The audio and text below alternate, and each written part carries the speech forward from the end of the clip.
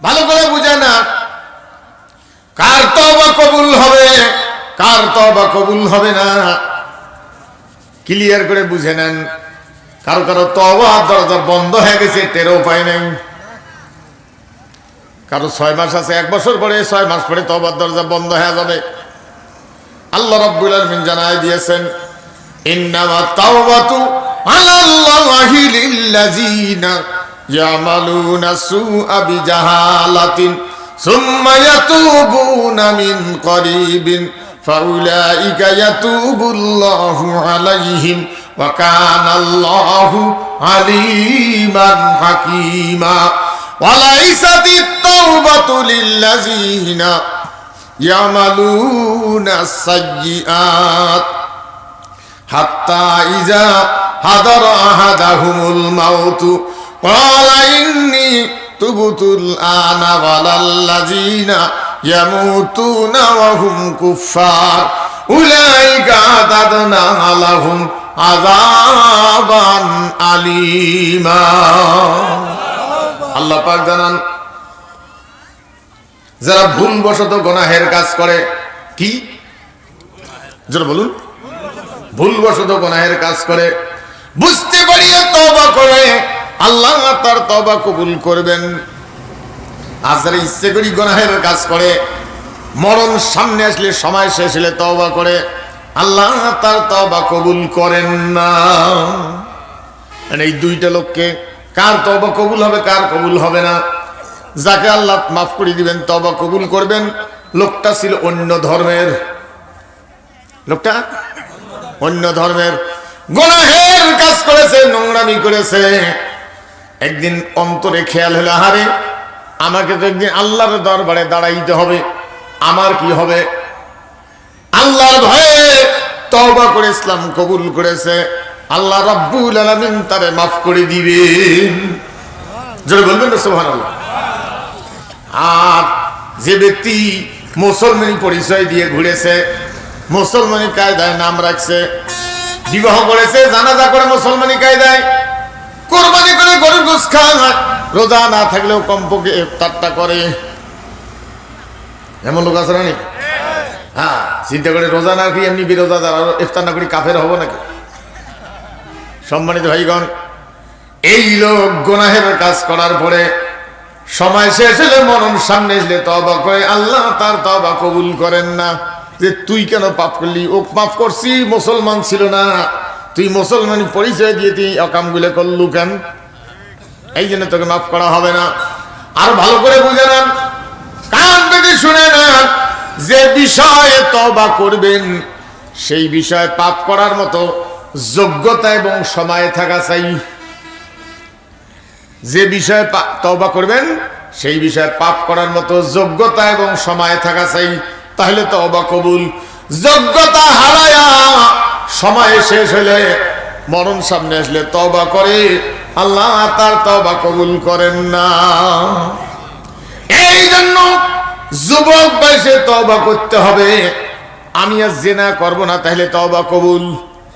কেউ যদি বুড়ে হওয়ার পরে, ঝুলঝুলে হওয়ার পরে পেশাব করতে বসার আগে লঙ্গি খারাপ হয়, তখন সে তওবা করে, আমি আর জিনা করব না, তখন তোমার টাইম কোথায়? তোমার তো যন্ত্রপাতি সুখে দুর্বল হয়ে গেছে। এই জন্য চাকরি থেকেই তওবা করতে হবে। আমি আর ঘুষ খাবো না, তাহলে তওবা কবুল। কেউ যদি চাকরি শেষ করার পরে, অবসরে আসার পরে বাড়িতে এসে তওবা করে, আমি আর ঘুষ খাবো না, তখন তোমার ঘুষ দেয় কে? এই জন্য চাকরিও শেষ, তওবার দরজাও বন্ধ। ভাইরা আমার, এই জন্য ক্ষমতায় থাকতে তওবা করতে হয়। ওইটা তওবার আবার সিস্টেম আছে। কারণ যাকে মারছেন তার ওয়ারিসের কাছে গিয়ে ধরা দিতে হবে যে আমি তোমার বাবার খুনি। আন্দাজি আল্লাহর কাছে মাফ চাইলে মাফ হবে না। যাকে যেভাবে দুনিয়াত্রী বিদায় করে দেওয়া হয়েছে অন্যায় ভাবে, তাদের ওয়ারিসদের কাছে গিয়া বিষয়টা সংশোধন হওয়া লাগবে, তারপরে তওবা করলে আল্লাহ মাফ করবেন। সেটা না করিয়া আন্দাজি তওবা করলে মাফ হবে না।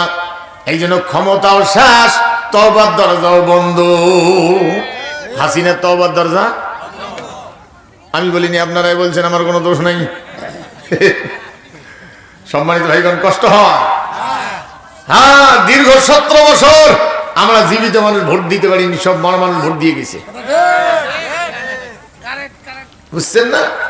হ্যাঁ হ্যাঁ, কোন লোক বলে নিয়ত করছে ফজরের উজু দিয়ে 8টার সময় সেন্টার খুললে ভোট দিব, 8টার সময় ঢুকে দেখে ওর ভোটটা কেবল তাহাজ্জুদ পড়ে দিয়ে গেছে।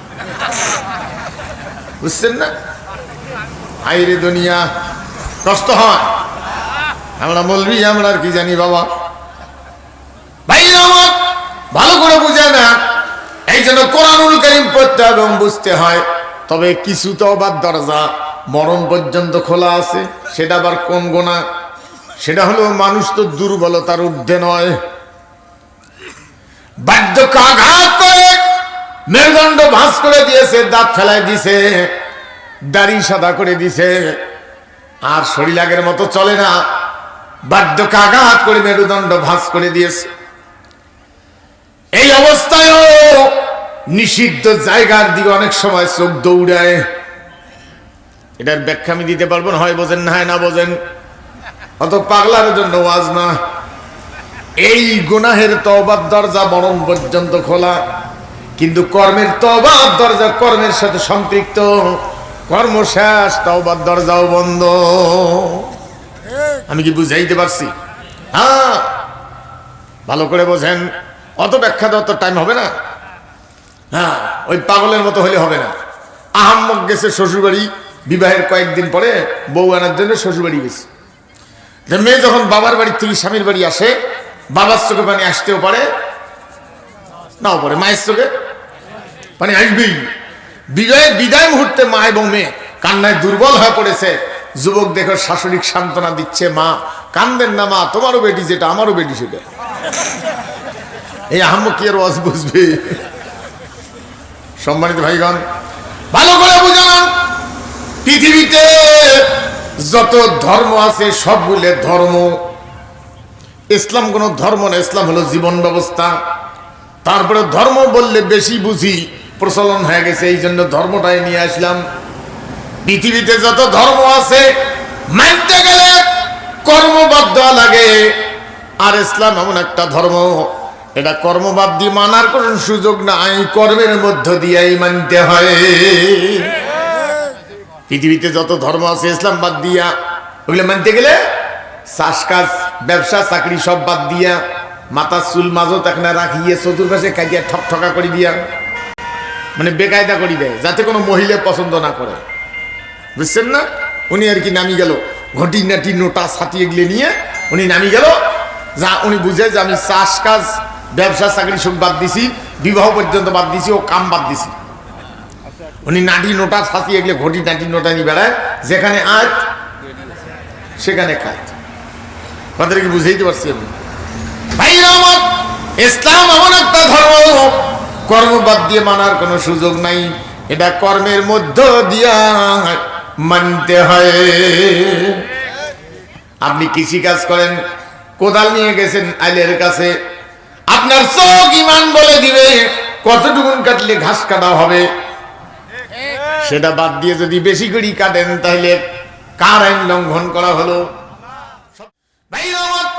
আদম আলাইহিস সালাম একবার আল্লাহর কথা মানেন নাই, নফসের দাসত্ব করেছে। এই জন্য দুনিয়ায় যখন নামায় দেওয়া হলো, আল্লাহর কাছে দুইজনে তওবা করতেছেন।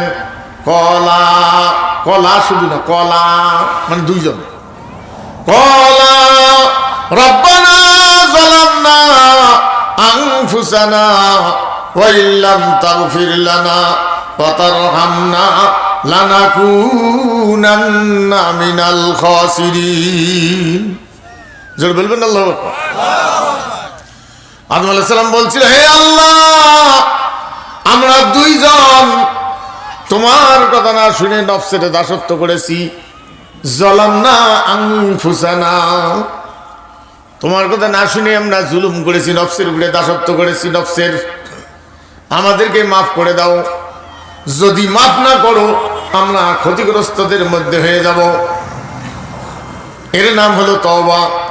তওবা মানে হলো নিজের দুর্বলতার কথা চিন্তা করে লজ্জিত হয়ে মহাবিশ্বের মালিকের কাছে ক্ষমা চাওয়া। ভবিষ্যতে অন্যায় করব না এর প্রতিশ্রুতি দেওয়া, এর নাম হলো তওবা। আজকে তো তওবা চলে গেছে আমার মতো কিছু মৌলবীর পাগড়িত। 1 বছর পরে আসিয়ে পাগড়ি ছাড়ি দিয়ে এলাকার লোকের জীবনের গোনা মাফ করে দিয়ে চাউল ডাউল নিয়ে বাড়ি ধরে যায়। উনি হলো গোনা মাফ করে দেওয়ার ম্যানেজার। আল্লাহ এক ম্যানেজার বানাইছে। সম্মানিত ভাইগণ, কষ্ট হয়। খ্রিস্টানদের আকীদা হলো যারা রাষ্ট্রীয় দায়িত্ব পালন করবে তারা ধর্মীয় দায়িত্ব পালন করবে না, আর যারা ধর্মীয় দায়িত্ব পালন করবে তারা রাষ্ট্রীয় দায়িত্ব পালন করবে না। ধর্ম আর রাজনীতি আলাদা। ইসলামে এটা নাই। ইসলামে এটা মনে করলে তার ঈমান থাকে না। সম্মানিত ভাইগণ, আর একটু পরে এই জায়গায় আসবো। এখন খ্রিস্টানদের সাধারণ লোকেরা অনেক অকাম কুকাম করার পরে পাদ্রীর কাছে যায়, গুরুজি আমাকে মাফ করে দেন। কি এত পাপ করছি? এমনি মাফ করা যাবে না। কত? 20,000 টাকা লাগবে। বলে আমি গরিব মানুষ, 10,000 দেবো। তুমি 10,000 টাকা নিয়ে একটা ফর্ম আছে, লিখে দেয় তুমি পূর্বে যা গোনা করেছো তোমার আজ থেকে সব গোনা মাফ করে দেওয়া হলো। উনি হলো গোনা মাফ করে দেওয়ার ম্যানেজার। সম্মানিত ভাইগণ, ভালো করে বুঝান। আরে দুনিয়া, তাহলে তওবা কারে কয়? তওবা মানে হলো নিজের দুর্বলতার কথা চিন্তা করে লজ্জিত হয়ে মহাবিশ্বের মালিকের কাছে ক্ষমা চাওয়া, ভবিষ্যতে অন্যায় করব না এর প্রতিশ্রুতি দেওয়া, এর নাম হলো তওবা।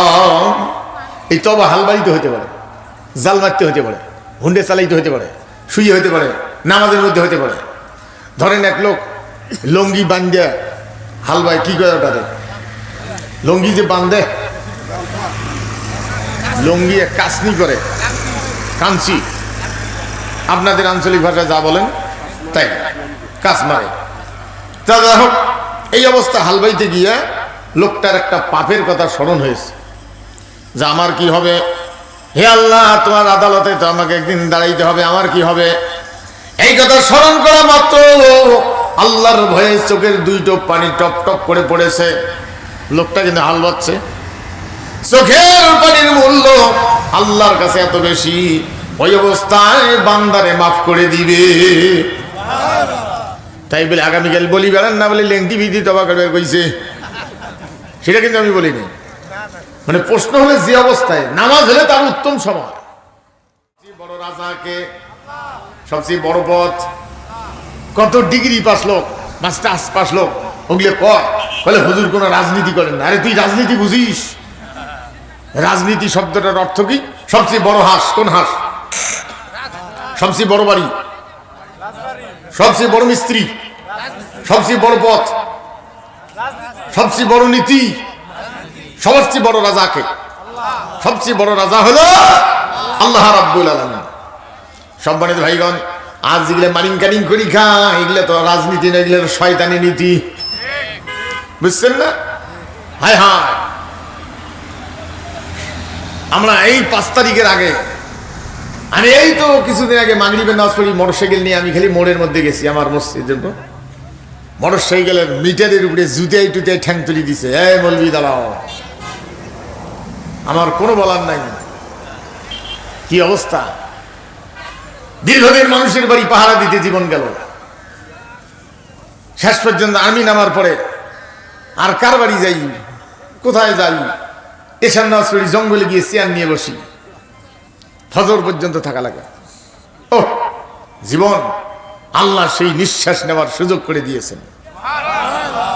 কিন্তু একটা কথা, কোরআন বলার পরিবেশ ছিল না, এখন কোরআন বলার পরিবেশ পাইছি, কিন্তু মানার পরিবেশ এখনো পাই নাই। মানার পরিবেশ তৈরি করতে হবে। কষ্ট হয়। রাস্তা দিয়ে হাঁটতে গিয়ে যেগুলো ছাল চামড়া নাই, সেগুলো পর্যন্ত আমাদের দেখিয়ে বকরির পাটার মতো ব্যাঙ্গায়, ওরো করে, বুঝছেন না? এক লোক একটা খাসিকে নিয়ে বাড়ি ধরে যায়, কালকে কোরবানি, আজকে একটা খাসি কিনছে, বাড়ি নিয়ে যায়। তো রাস্তার সাইডে একটা পাঠা বাদ দাঁড়িয়ে আছে, ওটা দেখিয়ে ব্যাঙ্গাইছে, খাসি দেখি ব্যাঙ্গাইছে, ওরো করতেছে, খাসিরে যারে কাল তো কোরবানি করবো, বুঝছেন না? খাসি শুনি খালাইছে, কিরে বলি, বলে যা তো কাল কোরবানি করবে। বলে আমার কোরবানি করবে সেটা আমি ভালো করে জানি। আমার কোরবানি করার আগে উযু করবে, তুমি মাথা দিবে, পশ্চিম মুখে দাঁড়াবে, আস্তে করে আদরে শোয়াবে, বিসমিল্লাহি আল্লাহু আকবার বলে কোরবানি করবে, আমার গোশত খাবে, সব পাবে, আমি আল্লাহর রাস্তায় কোরবানি হয়ে যাব, আমার জীবন ধন্য হবে। তুই আমাকে দেখি ব্যাঙ্গাইছিস, ওরো করিস, খেয়াল রাখিস, তোর জন্য কালী পুজো আসতেছে। নিয়ে এমন চোট দিবে, দুই পাশে চোট কি যাবো। হ্যাঁ, সেই পাঠাগুলো অতিথি না বানাইলে ওয়াজে করবে দেয় নেই। হাই রে ভোকরা পাঠা, আয় অতিথি বানাই আয়। হ্যাঁ, হিন্দু আশ্রয় নিবে মুসলমানের বাড়িতে অকাম করিয়ে, সেখানে মুসলমান আশ্রয় নেয় অকাম করিয়ে হিন্দুর বাড়িতে, বেলজ্জা। কিন্তু মুসলমানকে আশ্রয় দিয়ে হিন্দু বড় বিপদে আছে। কারণ ওরা বলি দেয় পাঠা গেছে হাইলন, বুঝেন নাই, পাঠি গেছে পাঠি। হ্যাঁ সম্মানিত ভাইগণ, এখন ওদের শরীয়তে তো পাঠি বলি দেওয়া যায় নাই। কত বড় বেকায়দাত, ভালো করে বুঝলাম। আরে দুনিয়া, তাহলে অন্য ধর্ম পালন করতে গিয়ে কর্ম বাদ দেওয়া লাগে, আর ইসলাম পালন করতে গিয়ে কর্ম বাদ দেওয়া যায় না, কর্মের মধ্য দিয়া পালন করতে হয়। ভালো করে বুঝে না। কিন্তু আজকে দুঃখের বিষয়, বেশিরভাগ মুসলমান চাকরিজীবী যারা, সেই বেশিরভাগ চাকরিজীবী মুসলমান বেতন পায় 20,000 টাকা, বাড়ি ভাড়া থেকে 25,000 টাকা মাস, প্রত্যেক মাসে 5,000 টাকা বাঁচে। কত বাঁচে? লাখ লাখ টাকা মাস কামাই, অবৈধ রোজগার করে বাড়ি আসলো, বাড়ি গাড়ি অনেক কিছু করলো, বসে বসে খাবে, আল্লাহর কাম বুদ্ধির বাড়িয়া বাড়ি আসি দেখে ছেলে ধাঁধা করে উড়ে, পালসার ছাড়া দৌড়ে না, গাঞ্জা ছাড়া খায় না, হিলি হিলি হিলি ছাড়া বোঝে না। বাড়ির যদি কিছু বলে পরিবেশ দূষণ হয়, শেষ পর্যন্ত বেচারা নামাজ ধরছে, আল্লাহ তুই ছাড়া মোর গতি নাই। মসজিদের বারান্দাত বসি তসবিহ ঘুরায়, আর কয় দুনিয়াত কিচ্ছু নাই, দুনিয়াত কিচ্ছু নাই, তুই যেগুলো করলো তখন আসিল আর এখন নাই। দোয়ার ভান্ডার কিনছে, কোন দোয়া পড়লে 1000 বছরের গোনা মাফ হয়? হায়াতে বলি 60-70 বছর, আরে 1000 বছরের গোনা মাফের দোয়া খুঁজি বেড়াইস, ভান্ডার কিনছিস। সম্মানিত ভাইগণ, শেষ পর্যন্ত হজের গাট্টি বানছে, শয়তানক ঢেলবাজ যায়। শয়তানক যখন ঢেলবাজ যায়, ঢেলায়, শয়তান আশ্চর্য হয় রে, এ কি আশ্চর্য রে, আল্লাহর একটা হুকুম অমান্য করি আমি শয়তান, আর তুই কত জনের টাকা মারি খাচ্ছিস, আল্লাহর কত হুকুম অমান্য করছিস, তুই তো মোস্তাইতে বড় শয়তান, তুই কোন আক্কেলে মুখ ঢেলবার আসছিস, আল্লাহ কি তোর আক্কেলও দেয় নাই? এক শয়তান আরেক শয়তানক ঢেলবাজ যায়। সম্মানিত ভাইগণ, কষ্ট হয়।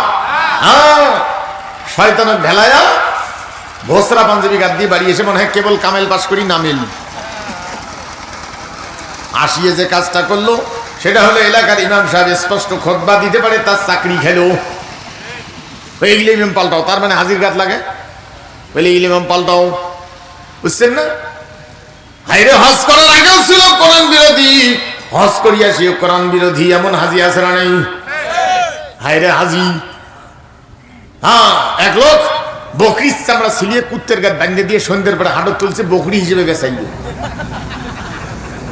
আর আধা কানা একটা লোক কিনে নিয়ে বাড়ি ধরি যায়, তোর বকরি ম্যা ম্যা করবে না, তারপর দিয়ে কুত্তে দেখলে ওই কেউ করলে ফির ঘেউ করে লাভ দিয়ে জব দেয়। এই চিন্তা করলে কিরে বকরি ম্যা করাবার দিয়ে কেউ করে কেন? কাল্লা ঘড়িতে কিসে রে বকরি রে, বকরির চামড়া কুত্তের গাত বান্ধে দেওয়া। হ্যাঁ, হজ করার আগেও ছিল কোরআন বিরোধী, হজ করি আসিও কোরআন বিরোধী। তুই কিসের হাজি? তুই হলো কুত্তে, তোর গাত হলো বকরির চামড়া, তুই হাজি। হ্যাঁ, মানুষের হক মারিয়ে হাজি। হায় হায়, কোরআনের পক্ষের লোকদের ফাঁসির মঞ্চ ঝুলাইয়া তারপরে রসুল সালাম দিবে যায়, ওমরা করবে যাস, ওখানে নবীজি, আবু বকর রাদিয়াল্লাহু আনহু, ওমর রাদিয়াল্লাহু আনহু, এই তিনজন। ওমরের যে রাগ, যখন সালাম দিবে গেছে, যদি এরকম ঠেলছে বা মনে হয় এরকম ঠেলছে মাটি, যে ঠেলা যায় না যায়, যদি ঠেলি উঠপের পেল হয়, এমন পিটন দিলে হাসিনে দৌড়িতে তলপালু না হয়। ভাগ্য বলে যে উমর উঠপের পাচ্ছে না। কত বড় দেখলা ভাই, ভালো করে বুঝে না। এই জন্য কোরআনুল কারীম পড়তে এবং বুঝতে হয়। পৃথিবীতে আরে নবীগণকে আল্লাহ নবী হিসেবে দুনিয়ায় পাঠান। কান পেতে শুনে নেন, নবীগণকে আল্লাহ নবী হিসেবে দুনিয়ায় পাঠান, নির্দিষ্ট টাইমের দায়িত্ব পালন করার অনুমতি জানিয়ে দেন। তা না করে যদি পৃথিবীর মানুষকে বলা হতো তোমরা ভোট দিয়ে নবী বানাও, রাতারাতি মদারু জেনারু গাঞ্জারুরে নবী হয়ে যেত। মানবেন না? পিটন দিয়ে মানে যদি দেখ কতগুলো ভোট পাইছো। সম্মানিত ভাইগণ, ভালো করে বুঝে নেন, 40 বছর পর্যন্ত আল্লাহর নবী আরব ভূখণ্ডে থাকলেন। আরববাসীরা তার জীবনের কোনো ভুল পাইল না, কথায় ওয়াদায় দায়িত্বে বন্টনে কোনো জায়গায় ভুল পাইল না। শেষ পর্যন্ত লোক আরববাসীরা সবাই বলল লোকটা সত্যবাদী। জোরে বলবেন না সুবহানাল্লাহ? ভাই আমার 41-এর মাথায় গিয়া যখনই নবুয়তের দায়িত্ব পালন করার আদেশ পাইল, এতদিন যারা বলছিল সত্যবাদী, এখন তারা বলতেছে মিথ্যাবাদী। নাউজুবিল্লাহ পড়বেন না? ভাইরা আমার ভালো করে বুঝে নেন, কোরআনুল কারীম নাজিল হওয়া শুরু হলো। আল্লাহর নবী ঘরে বসে কোরআনুল কারীম তেলাওয়াত করেন। আল্লাহ পাক বলছেন, নবী আমার যে আয়াতটা আপনি পড়বেন, যতক্ষণ পর্যন্ত এটার মূল বক্তব্য আপনি বোঝেন নাই, ততক্ষণ পর্যন্ত ওই আয়াতটাই বারবার তেলাওয়াত করবেন। যেটা পড়বেন ওইটাই পড়বেন। আপনাকে কে বলছে একদিনে 5 পৃষ্ঠা পড়ার? একটা শব্দ বুঝলেন না? সাহাবায়ে কেরামগণ একটা সূরা বুঝতে গিয়ে কারো কারো জীবন শেষ হয়ে গেছে। বারবার পড়ছে, জীবন শেষ করে ফেলছে। আর একটা সূরা পড়ার টাইম পায় নাই।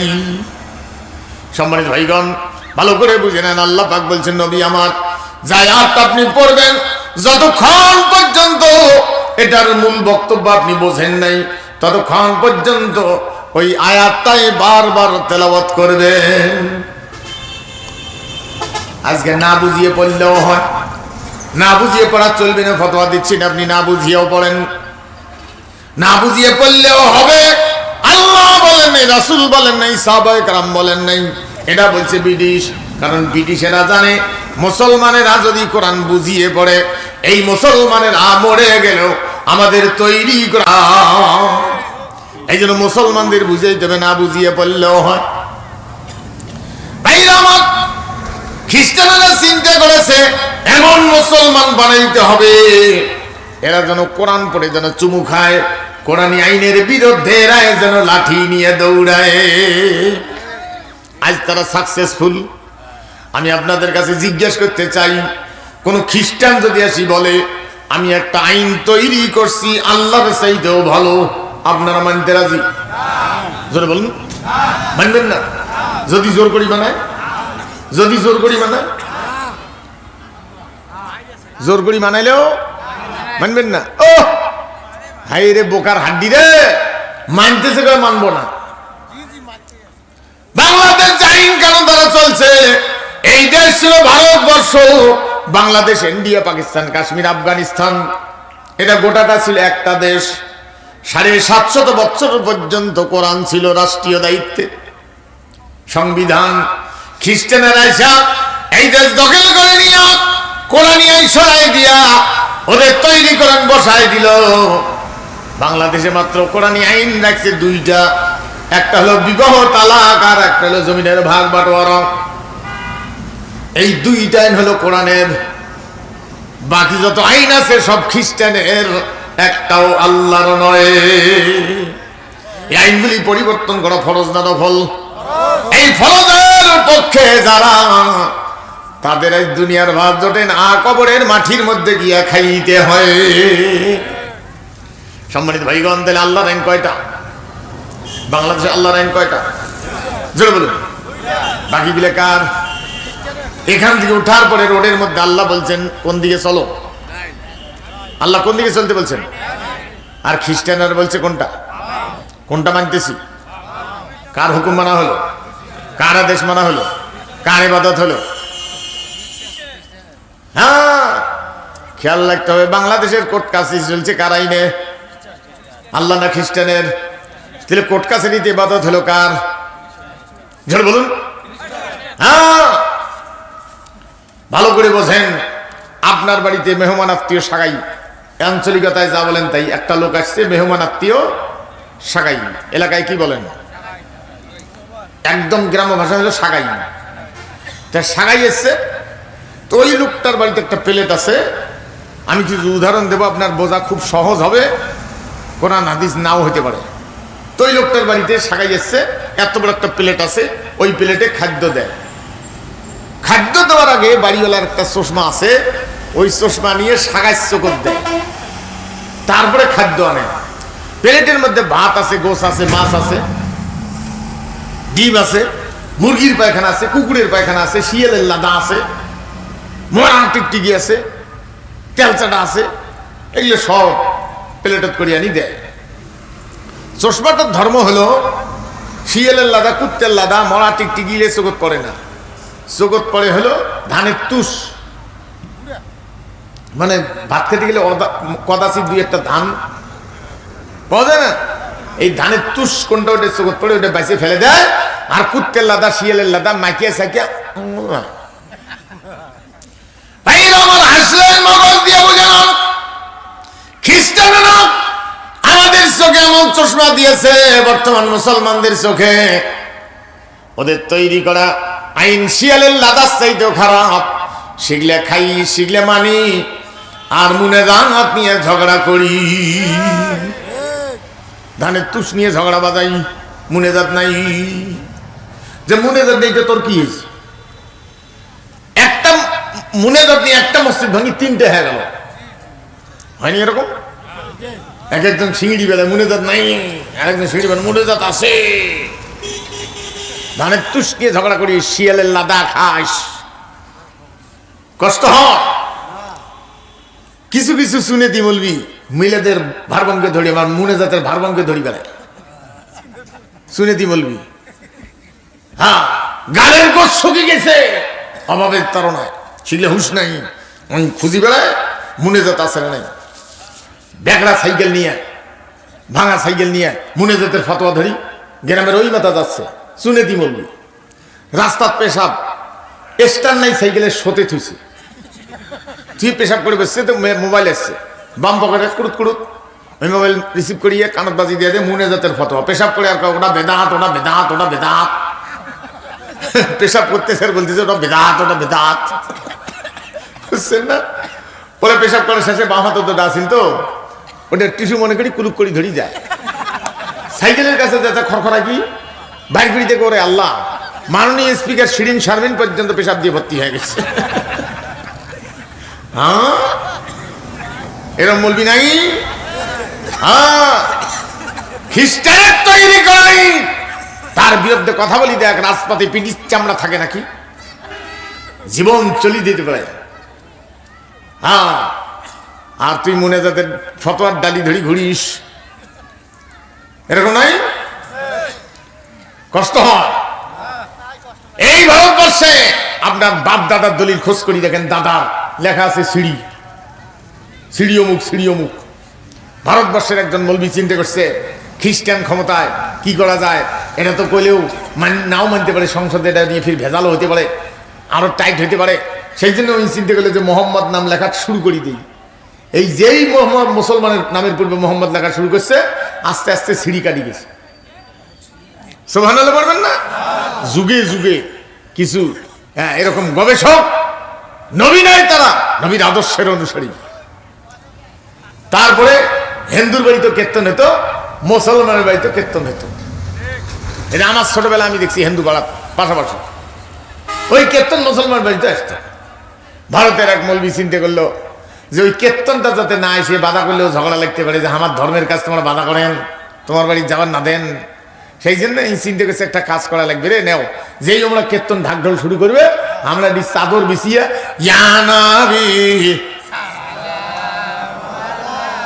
একে জোরে জোরে ইয়া রাসূল ইয়া হাবিব সালাম আলাইকা সালাম, যেই এই হাক শুনছে ওনার না আসি, বুঝছেন তো ব্যাপারটা? এই যেই শুনছে ওটা মুসলমানের বাড়ি, বাড়ি যাওয়া না। আমি একদিন এক বাড়িতে বসে আছি, হিন্দু মুসলমান পাড়া মিশন, হাজি সাহেব বাড়ি, তার চা বিস্কুট খাচ্ছি, ওই ঢাক ঢোল বাজে, তার বাজতে বাজতে বাজনাটা বেশি বেশি আওয়াজ হচ্ছে, হঠাৎ করে হাজি এরকম টুপিটা খুলিয়ে জানলা দিয়ে বাইর করিয়ে আমার লাগাইছে, এমন লাগছে 3-4 মিনিট এরকম করিল। তারপরে ঢাকঢোলের বাজটা কমে গেল। আমি বললাম, হাজি সাহেব বহু আমল দেখছি টুপি জানলা দিয়ে বাইর করিয়ে হাত ঝোঁকা, এটা তো দেখি নেই। কইলে আপনি বুঝবেন না। বলে কি? বলে ওই যে হিন্দুর বাড়ি কীর্তন করি, আমার বাড়িতে আসবেন, এই যে আমার বাড়ির রাস্তা, মানে হাজির বাড়ির রাস্তার থেকে 1 সিকল হবে ওর ব্যক্তিগত রাস্তা। বলে ওই যে আসবেন ধরছে, সেই জন্য আমি টুপি বাড়ি করিয়া রাস্তা দিয়ে দেখানো যে এটা মুসলমানের বাড়ি রে, এই যে আসেন না রে। সম্মানিত দর্শক, আসসালামু আলাইকুম। আশা করছি আপনারা ভালো আছেন। ভিডিওটা দেখে ভালো লাগলে একটা শেয়ার, একটা লাইক, একটা কমেন্ট করবেন এবং আমাদের চ্যানেলটি সাবস্ক্রাইব করে আমাদের পাশে থাকবেন। আসসালামু আলাইকুম রহমতুল্লাহি ওয়া বারাকাতুহু।